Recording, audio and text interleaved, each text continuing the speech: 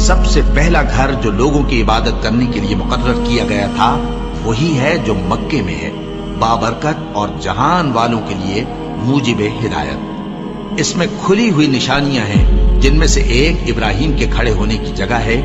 جو شخص اس مبارک گھر میں داخل ہوا اس نے امن پا لیا، اور لوگوں پر اللہ کا حق یعنی فرض ہے کہ جو اس گھر تک جانے کا مقدور رکھے وہ اس کا حج کرے، اور جو اس حکم کی تعمیل نہ کرے گا تو اللہ بھی اہل عالم سے بے نیاز ہے۔ اور جب ہم نے خانہ کعبہ کو لوگوں کے لیے جمع ہونے اور امن پانے کی جگہ مقرر کیا اور حکم دیا کہ جس مقام پر ابراہیم کھڑے ہوتے تھے اس کو نماز کی جگہ بنا لو، اور ابراہیم اور اسماعیل کو حکم بھیجا کہ طواف کرنے والوں اور اعتکاف کرنے والوں اور رکوع کرنے والوں اور سجدہ کرنے والوں کے لیے میرے گھر کو پاک صاف رکھا کرو۔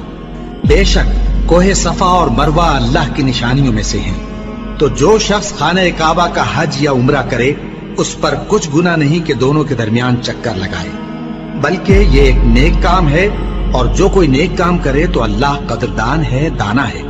اور اللہ کی خوشنودی کے لیے حج اور عمرے کو پورا کرو، اور اگر راستے میں روک لیے جاؤ تو جیسی قربانی میسر ہو کر دو، اور جب تک قربانی اپنے مقام پر نہ پہنچ جائے سر نہ منڈاؤ۔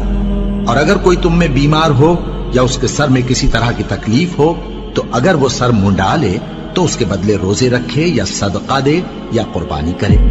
پھر جب تکلیف دور ہو کر تم مطمئن ہو جاؤ تو جو تم میں حج کے وقت تک عمرے سے فائدہ اٹھانا چاہے وہ جیسی قربانی میسر ہو کرے، اور جس کو قربانی نہ ملے وہ 3 روزے ایام حج میں رکھے اور 7 جب واپس ہو۔ یہ پورے 10 ہوئے۔ یہ حکم اس شخص کے لیے ہے جس کے اہل و عیال مکے میں نہ رہتے ہوں۔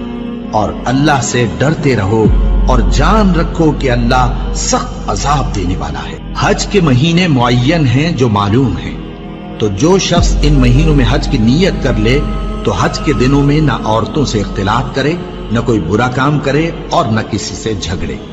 اور جو نیک کام تم کرو گے وہ اللہ کو معلوم ہو جائے گا۔ اور زاد راہ یعنی رستے کا خرچ ساتھ لے جاؤ، کیونکہ بہترین زاد راہ پرہیزگاری ہے۔ اور اے اہل عقل، مجھی سے ڈرتے رہو